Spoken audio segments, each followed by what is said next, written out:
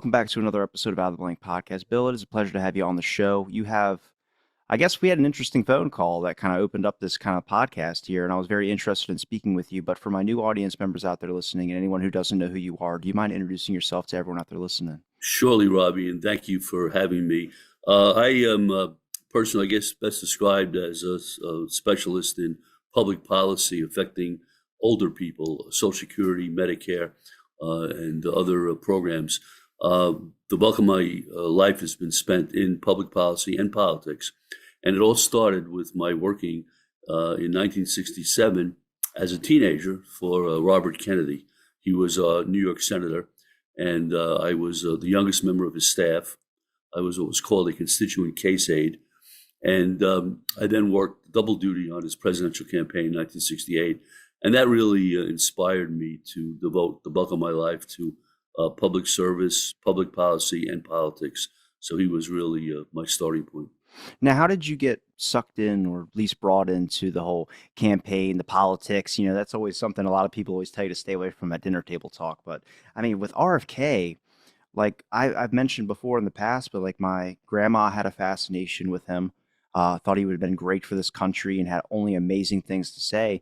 We have a copy that's like framed and it's written on the back and it's sent from someone in the White House at the time, but it's that photo of Jack talking with his brother outside the White House, the famous one that I see everywhere. But you know, that was something for like my mom liked RFK, my grandma liked RFK, but for me, I'm only learning from history of what, and it seemed like he would have been the best thing for this country and what this country needed. That probably would have got a lot of things accomplished in time. But I want to Yes. know how you got started and what you got to learn about the man. Yes. First of all, did your grandmother ever meet Robert Kennedy? Did she ever No, interact? she dated a JFK Secret Service agent. Oh, no, you're kidding. Yeah, I forgot what his last name is. I'll have to send it to you after, but I've watched some oral histories with him, and he actually came to the conclusion that the JFK assassination was a mob hit. But it was just interesting because like I never knew this side of my family, and I've been talking about JFK and RFK and talking to all these people. I'm like, why didn't nobody bring this up? Like I've mentioned this at Christmases. Isn't that something? Yeah. Well, I got drawn into it as a political science major at Fordham University in the Bronx. Robert Kennedy sent some of his staff up to talk to us, and they made an alluring pitch. They said, look, you can study politics or you can do it. If you want to do it, come to our New York office and we'll show you what we do and how Robert Kennedy would love to have you work for him. So I took them up on it, and I was hooked. The moment I walked in, his office was on Lexington Avenue in Manhattan. It's the U.S. Post Office building. And I just loved the vibe, the people. I realized I would be the youngest person there, which I found a plus in that I would learn. So I got hooked right away. And they put me to work immediately on handling constituent phone calls and letters on all of the problems people were facing. Some of them I still am haunted by. I'll give you an example. A woman calls me up, and she's a mother in Harlem with two young children. And at night, rats would come to their apartment and gnaw on her children's toes. Can you imagine this? And she said, I've been begging the landlord to do something, and I'm getting no results. Could Robert Kennedy help? Now, imagine getting a call like that. So I would call the landlord or the superintendent. I'd go, this is William Arnone. I'm calling on behalf of Senator Robert F. Kennedy. Mrs. Smith in apartment 2C has rats eating her children's toes. Do you know about this? And they would say things like, you mean Robert Kennedy cares about Mrs. Smith? And I said, yes. What are you going to do about it? The next day, Robbie, I would get a phone call, Mrs. Smith crying, thank you. They have an exterminator here. The rats are gone. Please thank Senator Kennedy. There was stuff like that I was 19, to be able to take someone who was powerful like Robert Kennedy, and people feared him, and use that for immediate good. And I would get a note back from him because I would do memos in his cramped handwriting saying, a good job, but we have to come up with systemic solutions. He would always say that. And then he was running for the presidency and he's giving a speech and he talks about this incident of children's toes being eaten by rats. So you can imagine how I'm feeling at this age. Boy, I'm having an impact on the national scene because I'm working for someone like Robert Kennedy, who was extraordinary.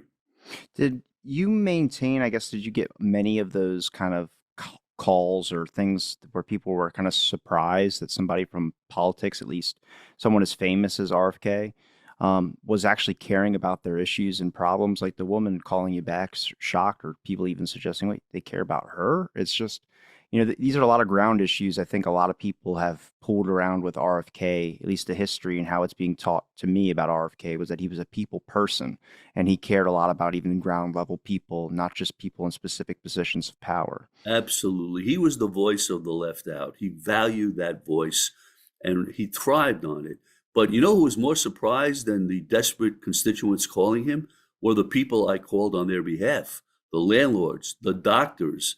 Um, uh, People would say, my doctor won't take Medicare. Medicare had just been launched in 1967. And I'd call the doctors up and tell them, and they'd say, Robert Kennedy cares about this? Yes. Now, what are you going to do about it? 100% compliance. So there was that sense of, wow, we never expected Robert Kennedy to care about something like this. Now, were you, I guess, shocked, like in, let's say, 68? I'm sure everybody was shocked. It's kind of a dumb question, but more about when his assassination happened, when RFK was shot and killed in the Ambassador Hotel. That was a moment a lot of people lost faith. And like a lot of people said that this country, like they just seemed it unredeemable. And it was cared a little bit more about it than the JFK assassination. JFK assassination through history has lingered more. The RFK one, for people that were there, people that experienced it, or people of that time that loved RFK, that assassination hit them very hard. Well, Robbie, to this day, I still can't talk about it after about 60, almost 60 years. All I can tell you is they wanted me to go to Los Angeles because it was a must-win primary. And I said, no, I don't know Los Angeles. Let me stay here in New York so I can help win the New York primary, which was not going to be easy. One of my dear friends did go, and he never recovered mentally from being there. And I can only imagine what it would have done for me. It destroyed me anyway. I ended up spending that summer with my grandparents upstate New York. I had to get away from everything. I wanted nothing to do with the convention. I was devastated. So no, it was just one of those haunting nights of my life that I was able to attend. I helped organize the funeral, which was therapeutic. The family put me to work right away, and I was on the funeral train, which I'll never forget. The outpouring of affection. It was just something I'll never forget for as long as I live. When it comes to the two things I described about his popularity level and then what people felt like when he died, why do you think there was this connection to him? Not just about the ground level caring, but his personality. He gets described in many various ways. It makes it difficult to understand. I hear from people he's callous, or his nickname on the hill was little shit. And I was like, I feel like you have to be like that to get all these things across. I mean, politics through RFK's eyes and looking more at the LBJ phone calls towards 65 and 68 and closer in like maybe a little bit 66, you start to see that it's a rigged system. Um, you have to know somebody to get across. I believe LBJ's comment that I have from a phone call was that Kennedy never sat up on the Hill and drank a beer with these guys. He didn't know how to play politics. And I think RFK, through the time before he resigns as Attorney General and a little bit later on, you can kind of tell he's a little bit fading out of the inner grouping of politics. Actually becomes a little bit closer to Hoover as well too, which in my opinion, I think he used.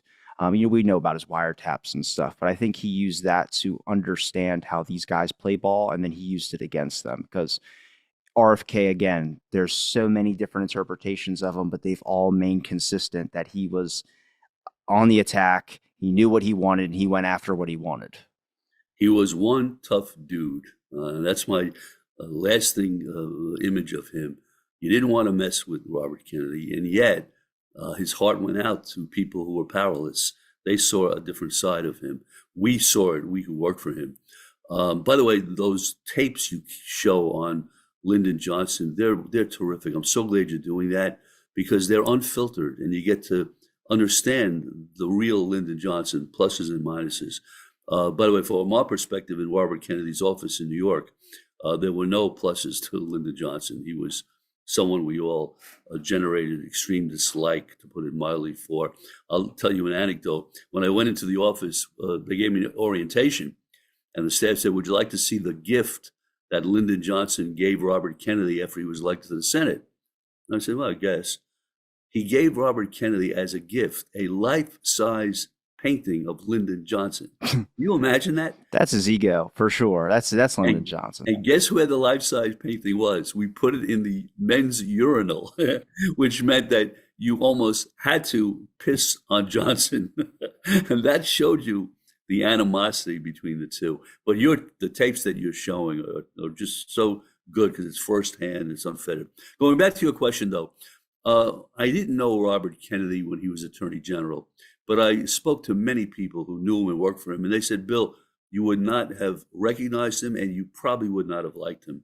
The word was ruthless. That was the word that stuck to him. And he was the nation's chief law enforcement officer, a tough cop, and he went through a transformation out of personal tragedy.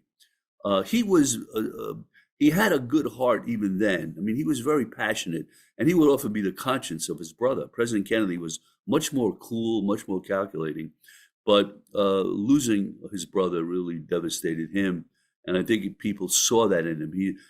His eyes were very sad. They were always a very sad expressions. You could see he was in pain. That made him much more attractive than when he was Attorney General, I think. Did he ever vocalize the pain or what it was like and talk to anyone or write it down about what he was going to do? Like I said, with RFK, he's kind of a hard cookie to crack if you're really analyzing the many kind of personalities, but the overall ruthless factor has kind of maintained through. But a lot of people use him as a reference when they talk about why his assassination occurred, is that he was going to get something done when they killed him. And it's looking more at RFK and what he was going to open up if he became president. You know, the investigation into his brother's death, which I'm sure was a constant toll on him every single day. I believe he talked to a CIA person out in the yard. I think this comes from RFK Jr. And he talks about that, you know, who in the CIA could have done this or somebody. They was already pointing fingers at the CIA. Yes, yeah, he was determined to get to the bottom of it, but he was in a very tough position publicly. He had to support the Warren Commission report publicly, even though he couldn't read it, but aides who read it said very sloppy work. He was going to get to the bottom of it, and I think people knew that, and therefore I think it was a factor in his own assassination.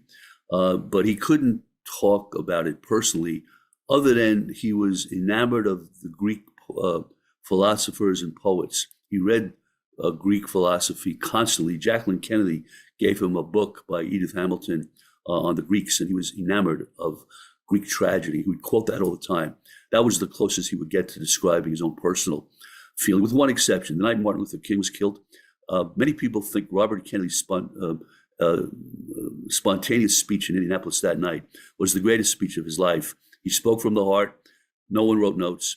And that was the only time in public he mentioned that he lost a member of his family to a white man, referring to President Kennedy. So we really couldn't speak about it directly. What were you able to find out about RFK and the investigation into JFK's assassination? There were many times that he would disappear to hunt down rumors about his brother's death. He asked a handful of his aides to look into different theories. One, he assigned organized crime. The other, he assigned Jimmy Hoffa and the Teamsters. A third, he assigned to the Secret Service. Another to the FBI. Another to the CIA. Another to the anti-Castro Cubans. Another to the pro-Castro Cubans. So those are that's the portfolio of suspects. And he would ask aides and never tell one aide that he asked another aide to do something. He turned them loose. Jim Garrison, he turned aides loose on Garrison.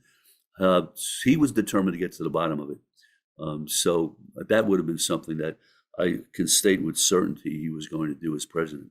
And he could only do as president. He couldn't do it without the office of the White House. Out of those lists of suspects you just named, you never mentioned Lyndon Johnson. Those were all organized crime figures and agencies, intelligence apparatuses, like the CIA. That was always a big question, Lyndon Johnson. From the perspective I had of him, this is going to sound pretty rough, I know, but I don't think he had the guts to be involved in something like this. Was he aware that this was going on? I think you can make the case that he was aware of it. And did he try to cover it up? I think you can make a strong case that he did, for a whole host of reasons, one of which was I thought, a very good reason. If we found out that Russia and or Cuba were behind this, it could be a world war, right? With millions dying. That was at least the argument Johnson gave to Earl Warren to convince him to chair the Warren Commission, that at stake was world peace. So I could see that as one of the rationales, but it was always a big question mark as to what did he know, when did he know it? I do believe that. I think he found out later, or he realized that nobody was investigating it like they should have. A lot of people didn't care about President Kennedy who were in positions that could have done something. RFK was like the only one. Like I still think RFK is the one that had the last of the autopsy material, like the missing brain and all that type of stuff. And I think he was going to use it to reinvestigate, and then he was killed, and those materials just became lost.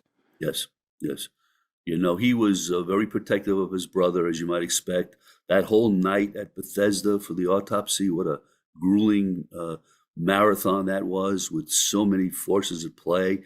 And he's up in a suite with Jackie and their friends and trying to get this thing over with. It was can only imagine what that night must have been like for him. He kept everyone together.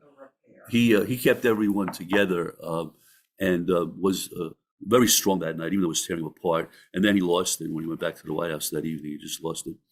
But he was a source of strength that horrible evening. Do you know what he did after he had his aides look at all these lists of suspects? Do you know who he was able to eliminate and who he was able to kind of keep on the, I guess, the list? Yes, he eliminated Russia. He eliminated Castro. He eliminated the Secret Service. And he eliminated Hoffa. The others were always his largest thought. And I omitted the number one, which is organized crime, that he knew he had made very tough enemies, especially Marcello, Trafficante, Giancana. He had made severe enemies out of them, and they dealt with violence. That was their trade. As an Italian myself, by the way, I was very sensitive to that because, you know, my Italian roots are a source of pride to me. And everybody who we were looking at who were looking to kill him were from the same ethnicity as me. In fact, my father was very upset when I started working for Robert Kennedy. He said, Billy, he's anti-Italian. And my father was a Teamster. He said, Billy, he's anti-labor. You can't work for him.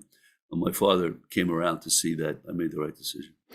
Do you believe in the organized crime or the anything behind the assassination? It's a very not sketchy one, but it's hard to tell. Obviously, I'm not gonna, if you came to a conclusion, we'll get to that about what's in your work and in your book. But I want to talk about the mob aspect of things because there's some things that need to be controlled from a different position. And again, we talk about the Warren Commission.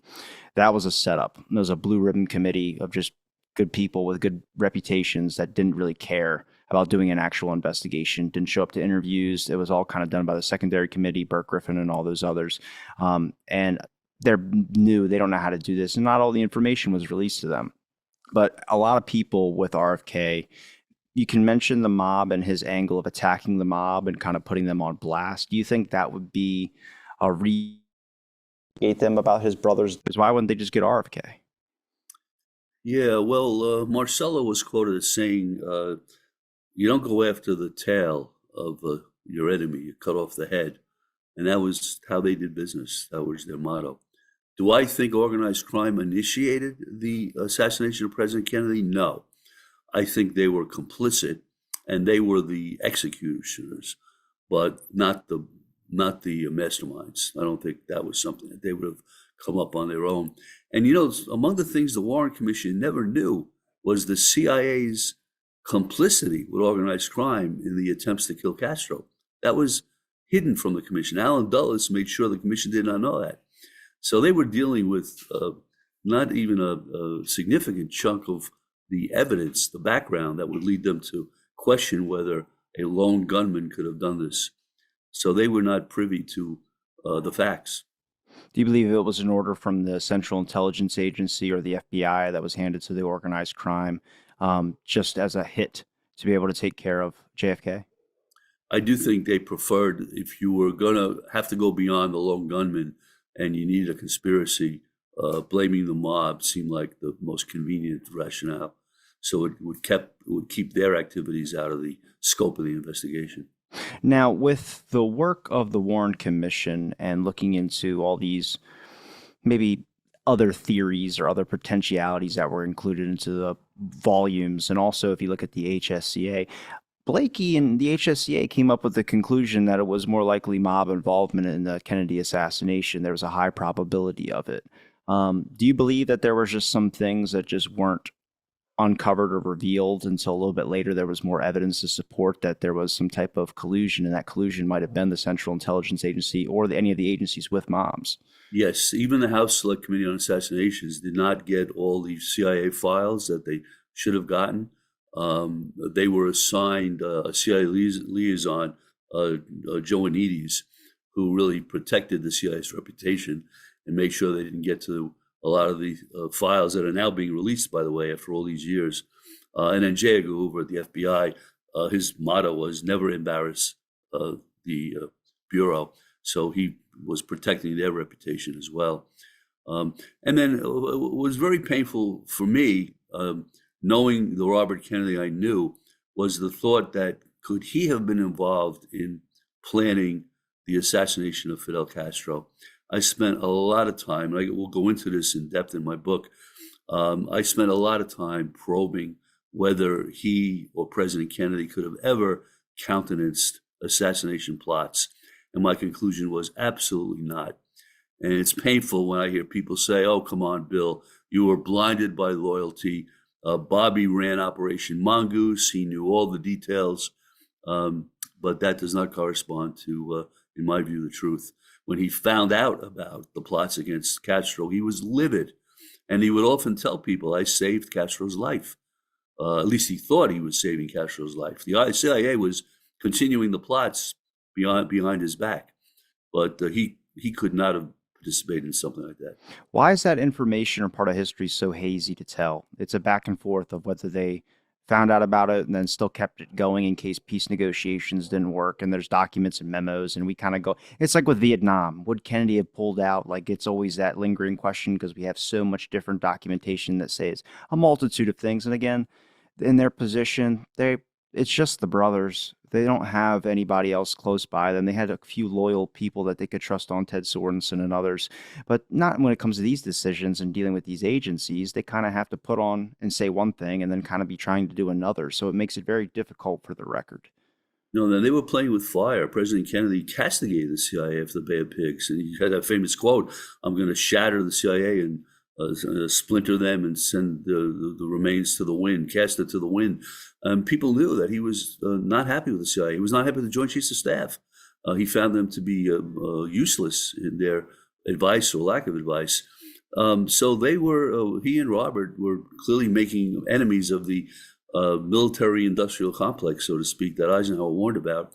And they were determined to change it, but didn't have the chance. You said it was shocking to you to find out about this kind of thing with RFK and the assassination plots to Castro. Did you know about the wiretapping and the number of wiretaps that he was doing for, like, dealing with organized crime and other things? Like, he kind of, I don't know, for me, it doesn't seem so out of character. I mean, I doubt any of those, like some of the plans might have been, brought out. None of them obviously were successful, but just ideas and talks about it. But does the wiretapping, does that shock you? Just the evasion of privacy? Well, as a lawyer myself, I was concerned about what was at stake when it came to civil liberties through aggressive wiretapping and espionage. Um, his view was when you're faced with evil, you use any tool at your disposal short of murder. I mean, that was not a list of options. But yes, surveillance was definitely a key part of his Justice Department's attack on organized crime, where he got blamed for something that he did not do, and that was to oversee the espionage on Martin Luther King. That was a J. Edgar Hoover ploy, and he trapped RFK into approving it temporarily. And that came up during the presidential campaign, that RFK had somehow masterminded the spying on Martin Luther King. And that was an unfortunate accusation, and it was not true. I believe during the church committee, they exposed that J. Edgar Hoover was behind the fake suicide letter as well, too, towards Martin Luther King. Yeah, like I said, RFK is involved with Hoover. I mean, how much did you know about it at the time compared to how much you found out about it later? I mean, we were all revealed the things later on. It seems like more information comes out after Watergate and all that. But this is like the way that they make it seem is that RFK had like a very close relationship in the sense of business, but not personal. So it's very difficult to tell what the fact of the matter is when you're looking, 40, 50 years back. Yeah, and I was not there firsthand. That was before my association with him. But when I talked to people, they just said Hoover was an oddity in every sense of the word. But Hoover had the goods on everybody too. And let's face it, he had a whole dossier on President Kennedy's personal life that he would share with Robert Kennedy and say, we got a lot of stuff on your brother. So he put Robert Kennedy in a very difficult place, but no love lost. Uh, Think of Hoover. He had run the FBI without any accountability. Here's this young whippersnapper, Robert Kennedy, at the age of 38. He's your new boss, and he installs a phone, a buzzer on your desk. And when he wanted you, he would tap the buzzer. And J. Edgar Hoover was mortified that he was being held accountable by this kid, right? And when Robert would have his family come and visit, they would know that on Robert Kennedy's desk was this thing that was connected to Hoover's office, and they would be constantly tapping it to drive Hoover crazy.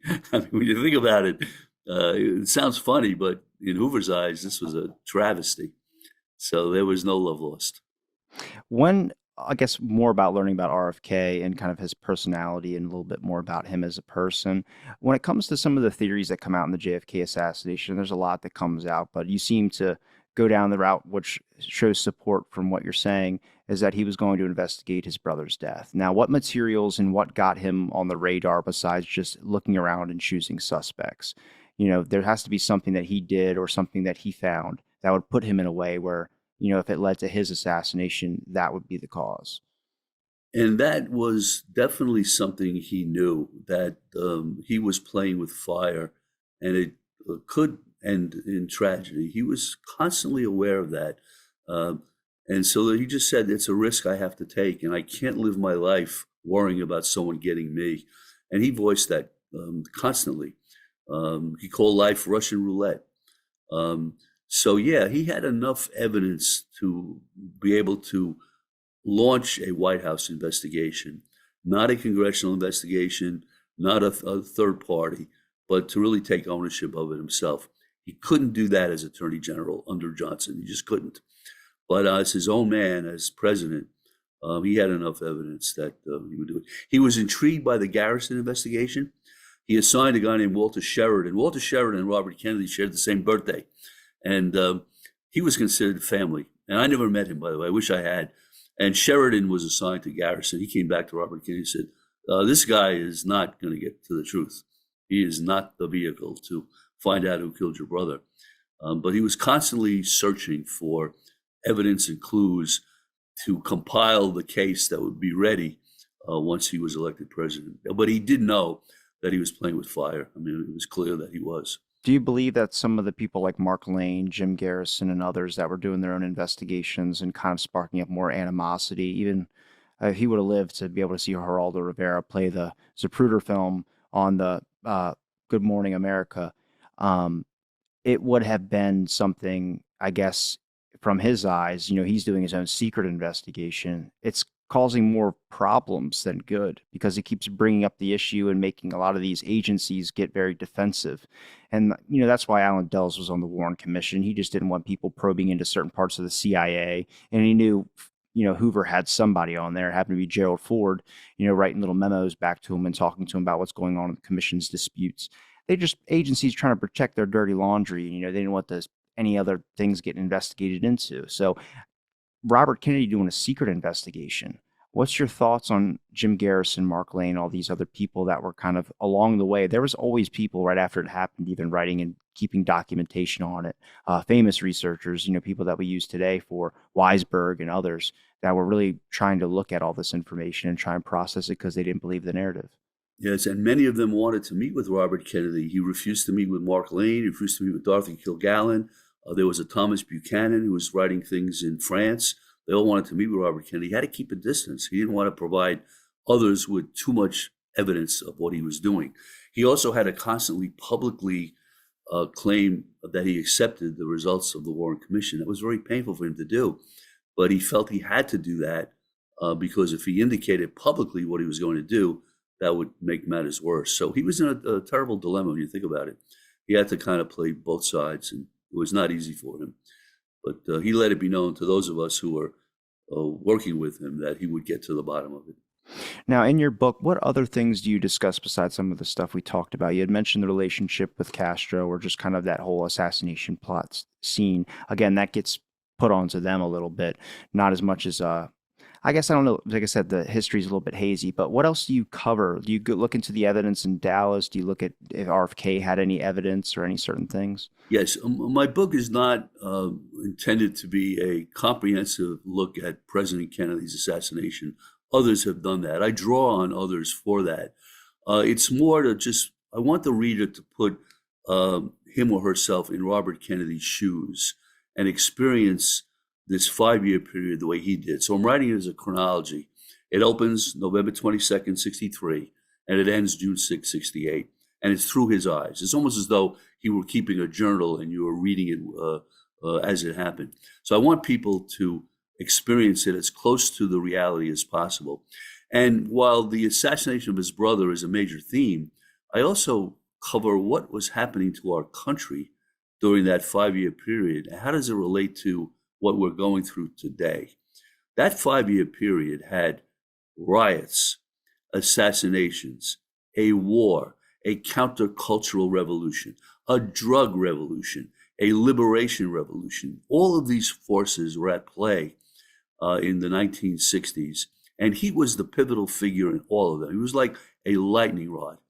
I also am not writing what I would call a hero worship book because he was flawed. We're all flawed. And some of your other guests have always pointed this, that in all their research, they've yet to come up with a perfect person, right? And Robert Kennedy himself, he had flaws, but his determination is what I like to focus on to deal with truth. And he just said, and I feel this too, 60 years later, it's too late for justice, but it's never too late for truth. And as a nation, we need that now more than ever. My biggest audience for this book is your generation and my daughter's generation. I want millennials and Generation Z to realize that we got through it. It wasn't easy, but we got through it.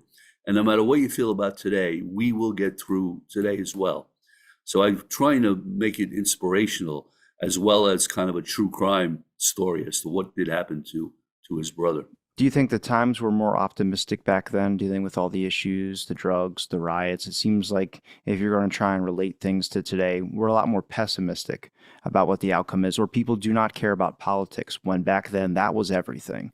You get into these conversations, I do sometimes and others, and politics can be the main part of the point of the whole discussion. But really, when you're analyzing like other people of my generation, trying to get them to look back at history or even talk about politics now, if it's not something that's trendy or on social media or something crazy, they don't care about it. A lot of people just kind of want to do like something else or just go into a different discussion. And we have those avenues now to do that. But the times do seem similar. I think there's been a lot of relationships or things that have happened in the news and other things that have kind of exposed people to, yeah, the press was keeping that from you back then. They're keeping it from you now. They're doing very similar things. I think Tulsi Gabbard, like 2 years ago, talked about how Operation Mockingbird was still going on. I was like, well, I knew that shit I look at a document. It never has an end date. Like they said in the original one, they did it for 3 months and that's it. I'm like, no. I got documents after that that are talking about, hey, talk to the press and tell them not to report this. Yeah, yeah. But there's something I'd like to ask you as, I don't know, you probably don't want to view yourself as the voice of your generation, but do you believe in heroes, in political heroes? Are you looking for a political hero?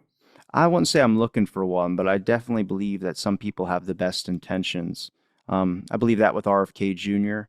You might not like certain parts of his stances on things, and I think he does go a little too far. But I mean, like I said, all heroes, they always have a flaw. I just kind of treat it like when I hear JFK curse on the phone, like I never had the image in my head that he was this crystal clean person. He's a human being that has, he curses, he talks about whatever, he does whatever. It's really about the content of what they stick with, and that's their word. And it seemed like for a lot of people, back then, things got tossed out and theories have arisen from certain things that were said but never done. So I have to look at the content even today with what someone says. Are they going to actually do it? Because they could tell me they can go clear up a war somewhere. They don't ever do it. It's not going to mean I'm going to vote for them. The night of his death, Robert Kennedy quoted Lord Tweedsmuir, who was one of his favorites, said, "Politics is a noble and honorable profession." And when I quote that today to people in your generation, they think, seriously? Noble, honorable? And he was fond of the word, the Greek word for idiot. Idiot means one who is not involved in politics. So he felt it was an obligation for everyone at any level. It could be school board, it could be running for student council, is everyone should have a political aspect to their lives. He felt very strongly about that. Today, I think that's a tough message to sell. I'm trying to myself, and that's one of the reasons of the book, is to inspire people to say, look, in some level, you can do something that can make a difference. And we have to have that can-do spirit. But it's a very difficult message in today's times. Well, you mentioned about even with RFK and some other things, heroes are not without flaws. And if we look at that, do you look at the Camelot theory that always comes out? It seems like we always have a storybook version of some historical figure, whether they were going to be like the three brothers that were going to do whatever and put the country on. I do believe that, but at the same time, like you have to accept the flaws that come with it and the things that go with it, because you can't truly just create a perfect image of a person, because it'll be shattered when it's exposed to maybe real information. And I bring this up because I've spoken to Martin Luther King historians, and it's been very difficult when I'm a giant fan of like JFK and what he stood for, and he mentioned civil rights, and they don't look at it the same. They look at you like, no, that we don't like JFK. We don't do that because he didn't do anything. And I was like, okay, well, I understand he didn't live to see it happen. But this is kind of how history and how people like to analyze political figures now. We try and look for only the best qualities and never look at the other things that go with them. And, I'm not saying I'm a big fan of his, but I like Bill Maher when he speaks about things, because I feel like he's open to calling out both sides, and it might piss people off, but I think at the same time it's what you need, because we can't just sit here and talk about only the good stuff and ignore everything else. It's not about criticizing, but it's about holding your heroes accountable as well too. And Absolutely. RFK was always accountable for his actions. I don't think there's one time he backed down for anything or even said that, no, I never did that and lied about it. He was always open to like, yeah, I was doing that or I was doing this. He was very open to that and took the charges happily. Yes. In fact, he was the only one that I can recall who publicly took responsibility for the war in Vietnam. He said, look, there's enough responsibility to go around, and I'm part of it. I was there. I was overseeing the early stages of the war. F. Scott Fitzgerald had a quote, "Show me a hero and I'll show you a tragedy." I think that's just part of the role, the heroic role in politics. It often does have a bad ending. I also feel that the Kennedy administration was shortchanged in its impact on civil rights. Were John and Robert Kennedy slow to appreciate the civil rights movement? You bet. But I think they made up for it.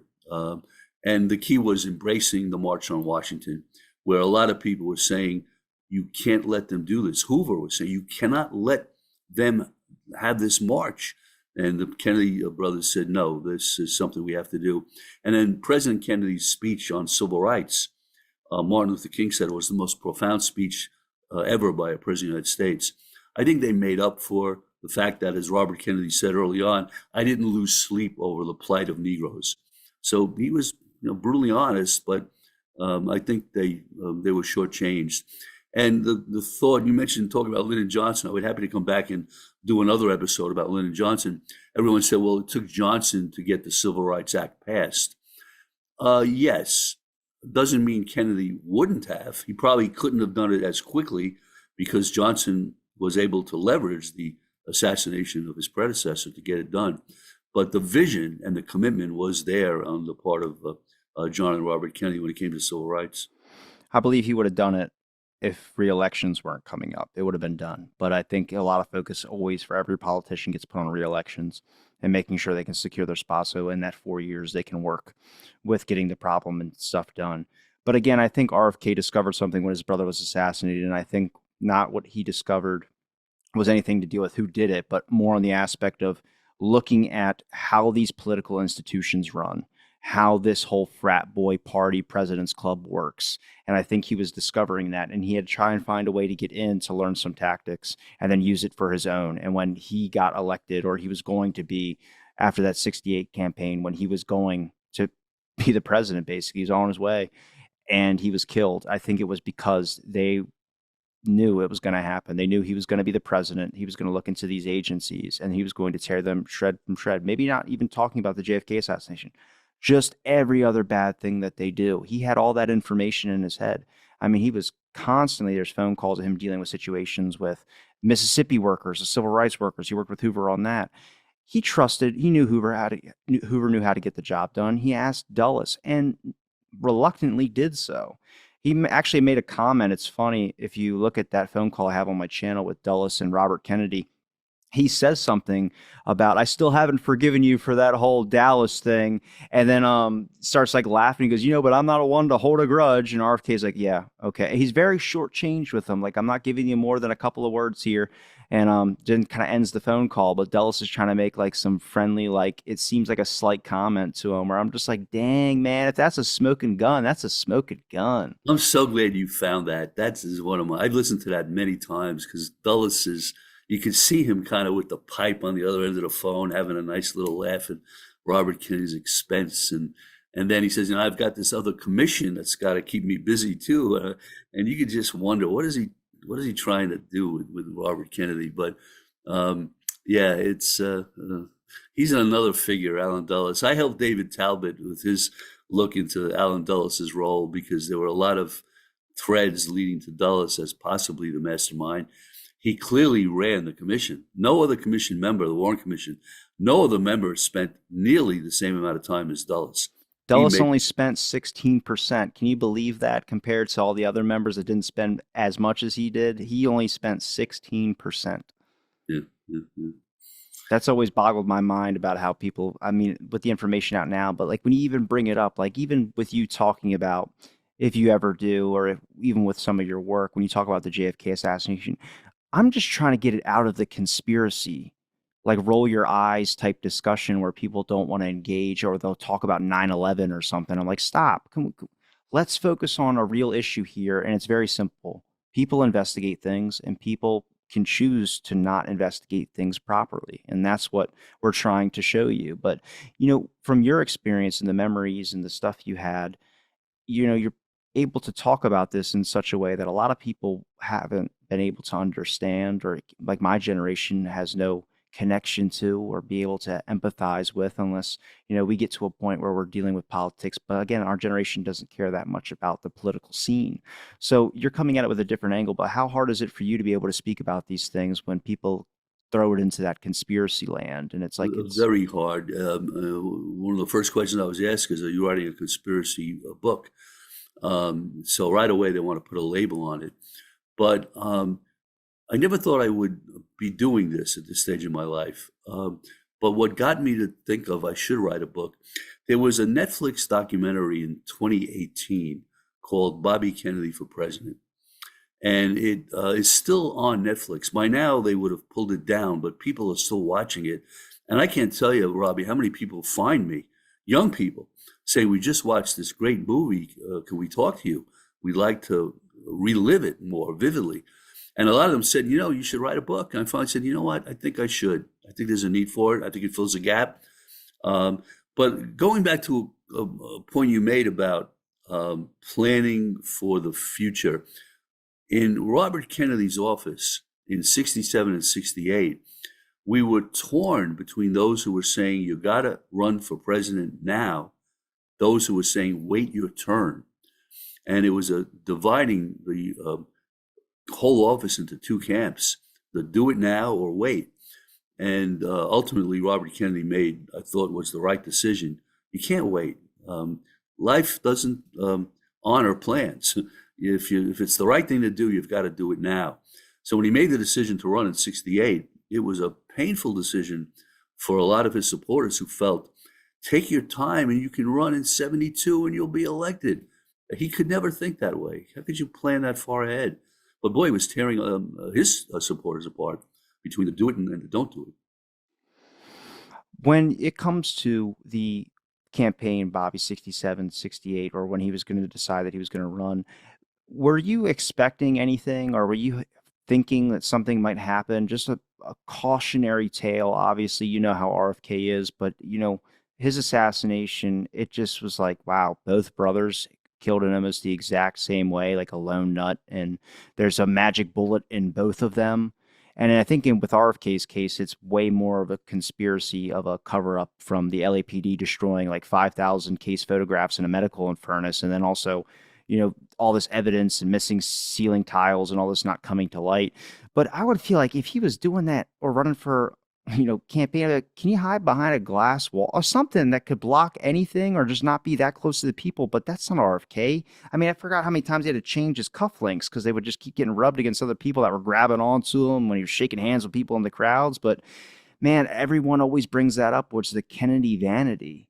The wanting to be out in the public, JFK telling Jackie multiple times, take your sunglasses off. People want to see you. Let's see these people. And it's like, that's people bring up, that's why I didn't want the Secret Service by, which we're going to get to, because I need to talk about that too.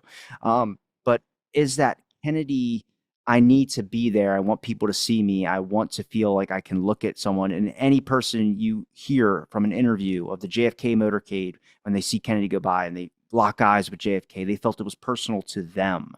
RFK is the same way when he was shaking hands and he was getting down there with people. People felt like this guy gets me on every level. And I feel like that thing was a benefit and also a downfall in so many ways. Yes. But as I say in the Netflix documentary, I had a sense of foreboding, and I was not alone. Jacqueline Kennedy voiced it to people. Others around Robert Kennedy had the sense that this is not going to end well. And I shared that sense. It was a terrible feeling, but it was always there. Now, with the Secret Service, you mentioned them as a suspect. I have to ask, did he know about their incompetence? Because I find it all throughout Johnson's administration. I'm just realizing that our Secret Service, we were brainwashed to think like Hoover's FBI propaganda about how good they were. The Secret Service, like, they're in their 20s, they're drinking all the time. It just seems like a lot of them were very inept in their job and responsibilities. In Johnson's administration, he complained about them a couple of times with Rowley, saying that I'd rather have the FBI protecting me because you guys are going to have a bunch of them lined up, fall over like little tin soldiers, and a gun go off and likely get me killed. Robert Kennedy was working on legislation right before the assassination of his brother that would put the Secret Service under the White House, take them out of the Treasury Department. And the Secret Service got wind of it, and they were livid that he was going to try to take over the Secret Service. So yeah, he had that sense of severe incompetence.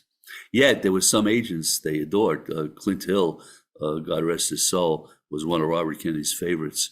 And you saw how heroic he was in Dallas that day. But yeah, the Secret Service as an entity left a lot to be desired in both John and Robert's view.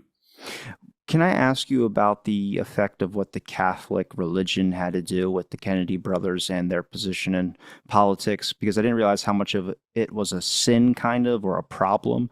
When it looks at the number of phone calls where people were talking about the warning of like a Catholic having a presidential spot. I think Johnson remarked at it a couple of times where he's like, you know what, I'll just give up and not run, and then you guys can have a Catholic as your president. Like, just say something like that. I'm like, well, is it that big of an issue? Because to us, it's like not even really a thing.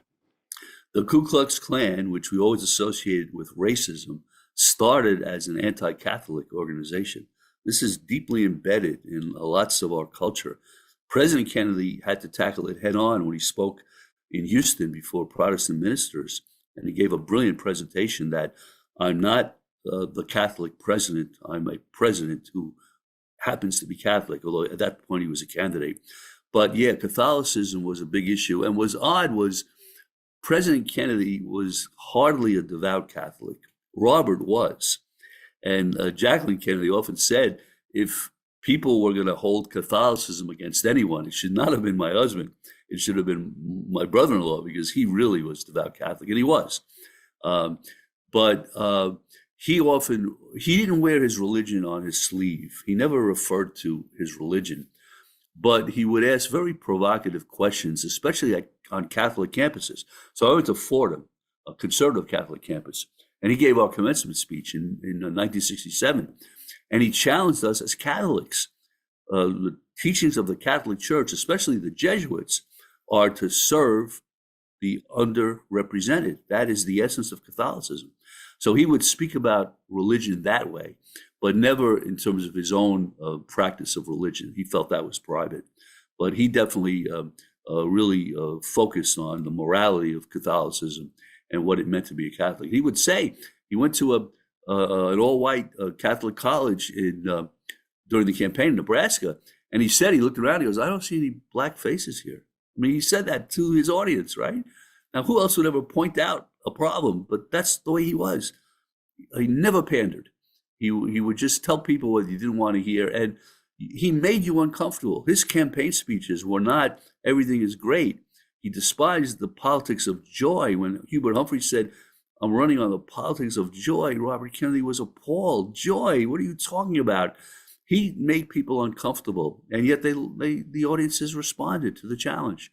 And to me, again, that's an extraordinary trait he had, is not to shy away from controversy, but to welcome it. Separating it from him investigating his brother's death, but a lot of people always bring up the point that RFK seemed like he had something to prove. What would you say would be the thing that he had to prove if you kind of prescribe to that? I mean, obviously, a lot of people could bring up like the mob connections with the family or Joseph Sr. I think that he probably was a little bit upset about that, and I think that's why he went at them so hard. But also, he seemed a lot like similar to Hoover as the Boy Scout, like doing the work, that putting the head to the ground a little bit, but he didn't care whose toes he had to step on. Hoover kind of didn't want to look for toes to step on. He was like, I got the information I need. And then once he was head honcho, he kind of used it against people. But RFK seemed like he was after something, not just the information on his brother's death, but he was going after a goal. And this is what I want everyone to be like. Yes, he felt his brother's administration was cut short and there was unfinished business. And he was watching Lyndon Johnson unravel a lot of the Kennedy legacy due to inaction or due to his determination to win the war in Vietnam.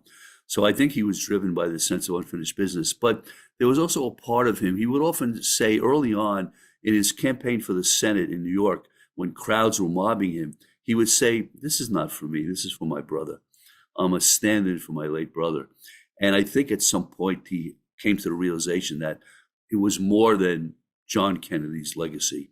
It was how, in his own way, he was going to do things that John Kennedy started but couldn't finish. So I think he was determined to surpass his brother in that sense, not out of competition, but out of, my brother didn't have the chance, I'm going to make up for it. So I think he was definitely driven by that. Do you ever felt like he was weighed down because it seemed like everybody would compare him to his brother? And even not even that, Johnson was compared to Kennedy so many times that it was weighing him down the whole time. And he's not even related to him. So I would just wonder with RFK, that feeling he has to separate himself from JFK. You can use it to your benefit, but overall, RFK was his own entity. He was, I think John McCone gives it best where he says that RFK was a little bit more conservative than his brother. And he always liked Robert a lot more because Robert made himself known and he made himself see him through. You're not the John Kennedy's brother. You're your own human. Right. By the way, John McCone was also a devout Catholic, and that was a very important part of his leadership of the CIA. When John McCone's wife died of cancer, Robert and Ethel pretty much consoled him, had him over constantly to bolster his spirits. So there was a tremendous personal connection between McCone and RFK. And President Kennedy didn't have that same connection with John McCone, but Robert Kennedy did. That's why Robert Kennedy's first question was to McCone, did your guys do this? That was his first reaction. And I never understood when asked, Robert Kennedy said, I asked McCone in a way he couldn't lie to me. And I never could figure out what did that mean. Did he put him under oath? Was it a Catholic thing? And I never understood what did he mean by that phrase. I asked him in a way he could not lie to me. Did your guys do this? Well, did your guys do this? Did it have to be the CIA or the mob Yes. people you have working for you? No, he meant the CIA. Okay. He meant, in fact, before when he was trying to reach McCone to come to Hickory Hill, he started screaming at a CIA operator, "Did you have anything to do with this horrific act?" It was his first reaction, the CIA. I wonder, especially with John McCone, because it's so interesting. He only has like 3 phone calls on the LBJ library. Now there is a percentage that's not digitized yet, so we don't know if there could have been more, but very short lived with John McCone and LBJ. So I'm wondering if he tried to separate himself from that role based on certain things that happened. And with interviews later on, he doesn't talk about it as much. He does talk about Johnson being a bumbling idiot, or at least wasn't fit for the presidential seat. He seemed like he wanted it, but then once he got it, he didn't want it, which again, I agree with. And I'm looking at LBJ through a different lens than a lot of people are. But I also think with RFK, you see an overall overwhelming factor of people, and they all in agreement of he would have been great for this country. And I think it's always those people. And I had talked to you on the phone about this, but JFK's a legacy of what happens when something doesn't make it. Johnson's one that kind of seems a little bit turbulent, but trying to form into something. And then RFK is what would have been great for this country, is because RFK had the aspirations and actually the power and drive that I feel like JFK didn't. JFK knew what he wanted, but he was more than willing to wait and try and find a better time to do these things. And sadly for civil rights and those things, and what Johnson was able to do using leverage was pushing those through and not waiting.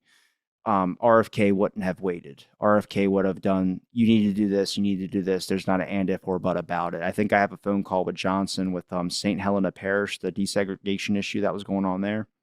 He was talking to a Louisiana governor, and he was saying, this is going to happen. I told you I wasn't going to threaten you and send federal troops down there. And he's trying to say, the press is saying I'm threatening you. I'm not threatening you. But if you need my help, just tell me now so I don't have to repeat an issue or I have to do it all on my own.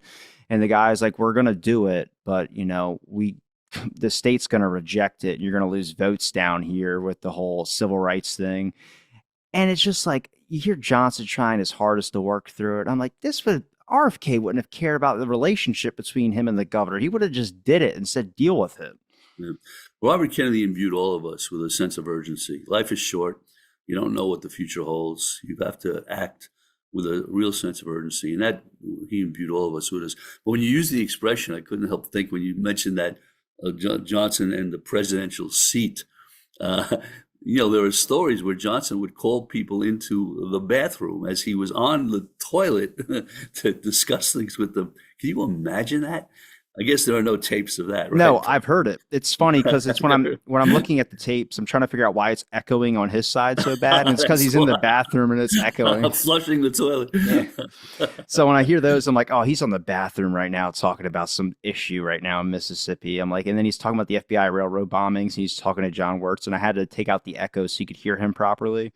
But even with those tapes, like the most weird thing is like he knew what he was doing when he was talking on some of them.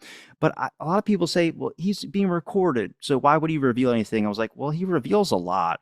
I don't think he cared. Much like a lot of people, like Hoover didn't care about all the documents and things that were going to be sealed till 2065 or whatever. Like, he's not going to be around. He had Helen Gandy's assistant burn for 3 days all these files in his house with another FBI agent.